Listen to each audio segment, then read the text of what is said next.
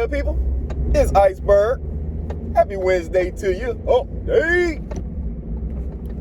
That's right. You made it halfway through your work week, halfway through the school week. That could be a good thing or a bad thing, depending on how much progress you've gotten done. How you doing on making progress through your list of objectives or things to get done this week? I know you probably thought about it Sunday, Monday. Yesterday, did you get anything done? Did you pick up any materials, start doing any planning? We to the middle of the week. How much of it's going to push into your weekend? That's up to you. Up to the actions that you take and the attitude you have about it going through this day. Hopefully you have a positive attitude because you woke up this morning and when you went into the bathroom and you were looking into that mirror, your hair was still messed up. Your breath might have been a little funky because you get ready to brush your teeth. You ain't, you just still got the bonnet on your head, or you might have just taken it off. But you're able to look into your eyes, stare directly into the deepest parts of your soul and speak beautiful, positive affirmations to yourself. You're able to look at yourself and say, good morning, gorgeous. Good morning, beautiful. Good morning, handsome. Good morning, strong brother.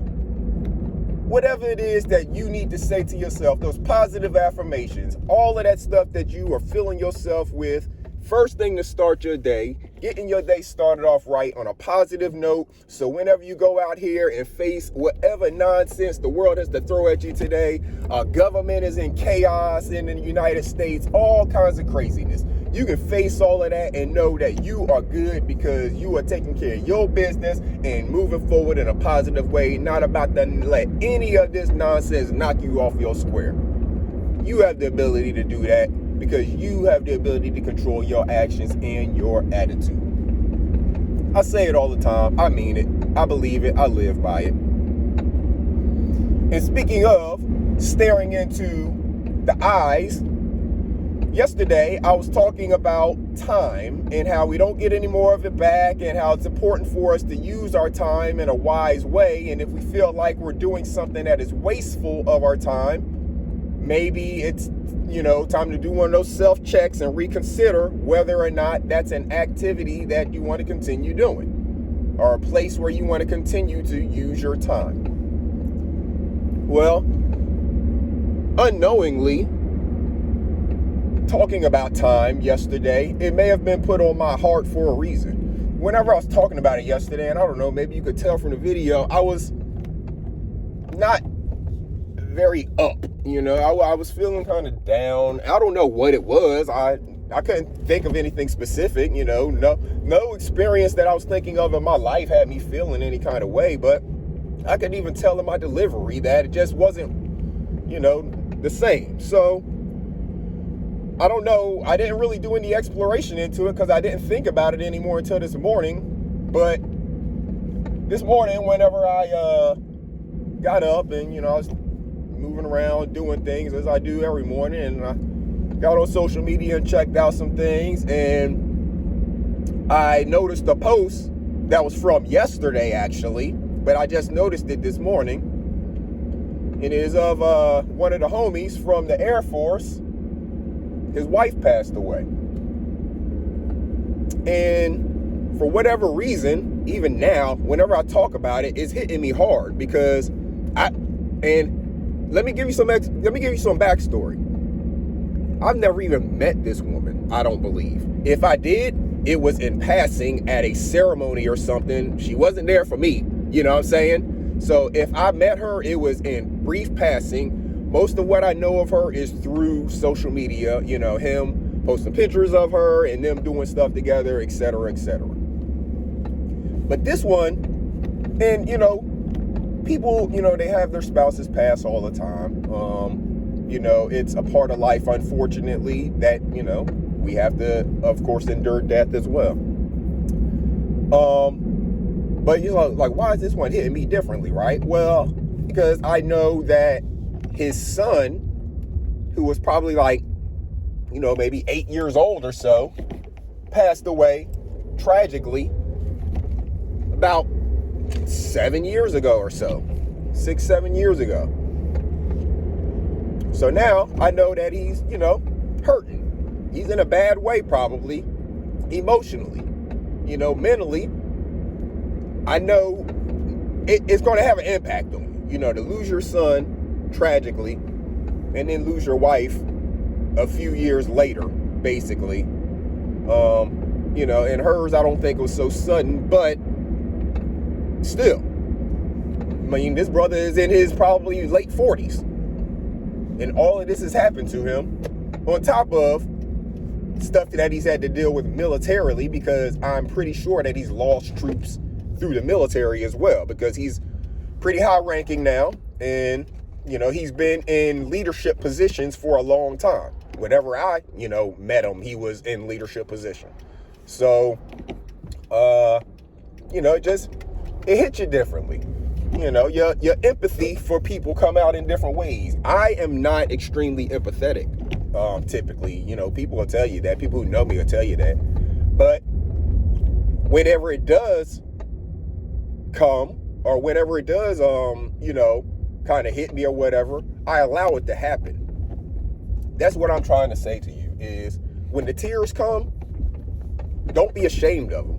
It is actually healthy for you to cry. It's healthy for you to get tears out.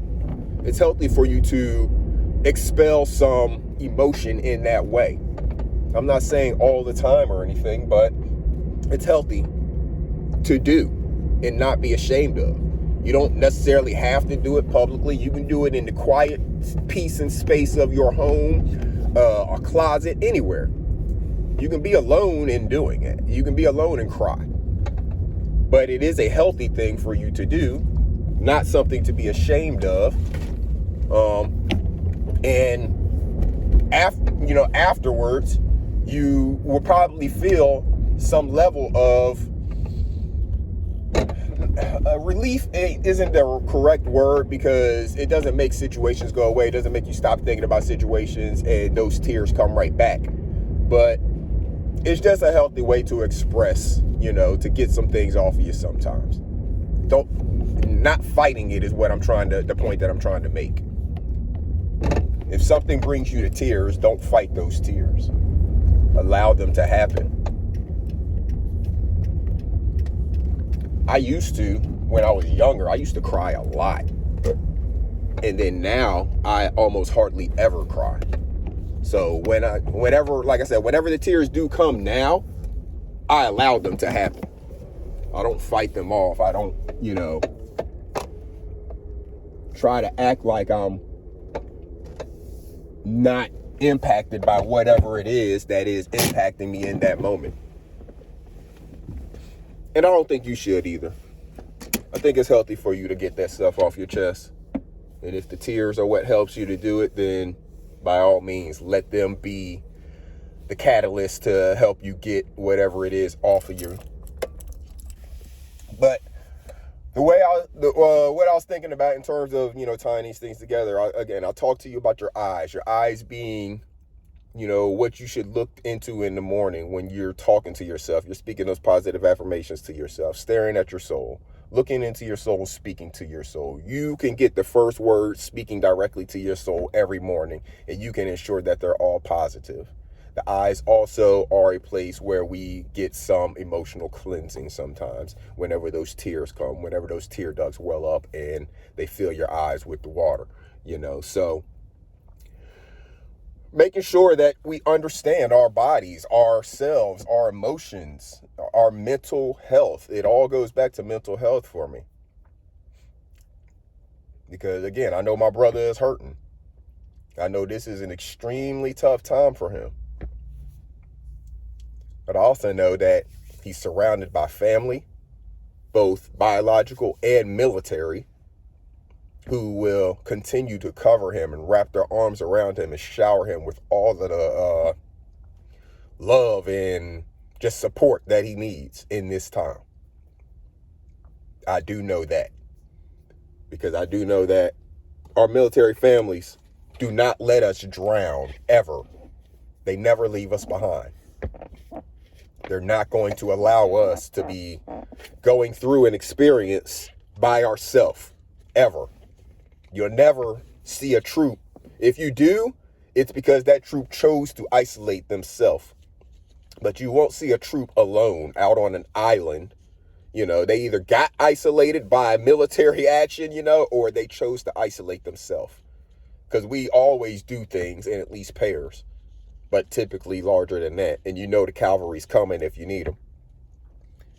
That goes for our personal lives as well. That's not just our military life. Because when we're in the military, we are soldiers, airmen, Marine, seamen, all of them. We're 24/7. You're a sailor, you know what I'm saying? 24/7. It doesn't turn off whenever you go home just because the uniform comes off. Because they could call you up and just like that, you have to put the uniform right back on. So you don't ever get to come out of that mentality. You live around these people. You live with these people and you work with these people. That's the way you live. A lot of people familiar with sports, you know, and like college level sports, you know, how y'all live in the same dorm and then you go out there on that field and you know, play together, play the game together. Well, in the military, yes, we live together and then we go fight together. We're not playing a game. We're actually going to real combat. And if we're not in real combat, we're simulating real combat, which is not a game.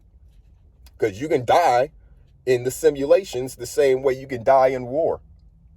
You may not get shot in most cases, but all of the stuff that we are doing to simulate a wartime situation and training and sorties and stuff like that is dangerous stuff that you can die around if you are not paying attention and doing what you're supposed to be doing. So we always have to look out for each other's back.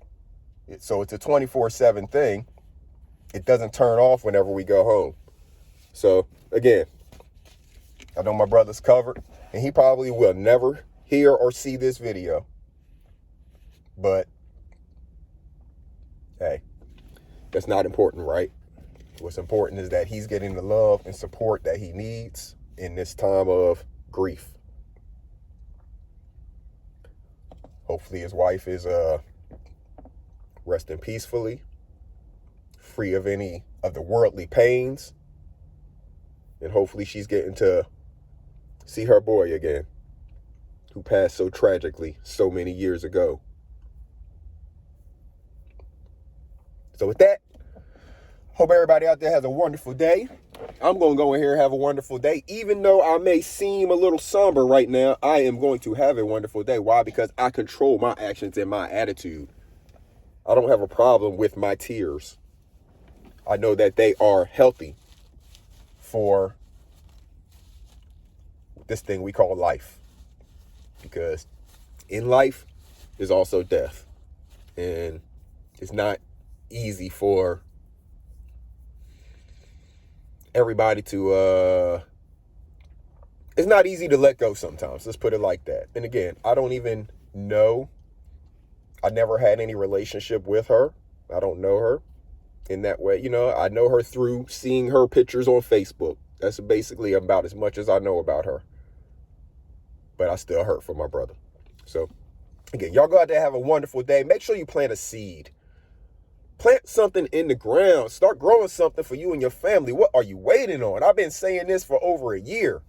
If you're not doing it yet, I don't know what I need to say to get you to the point of doing it. The government's in chaos. Excuse me. The government is in chaos. Is that not enough for you? Pretty soon, if the government keeps going at the rate that it's going, America's not going to be able to pay its bills. Everybody's credit is going to go into the trash. The programs that are supporting people with social programs and stuff are going to they're going to cease to exist.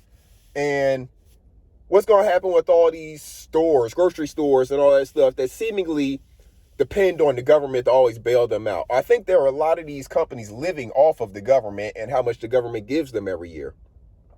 So what's going to happen if the government fully collapses the way it seems some people in the government want it to do? Then what? Are you going to be able to take care of you and your family without having the government over you doing it for you? You might want to pay attention to that, and you might just want to plant a seed just in case.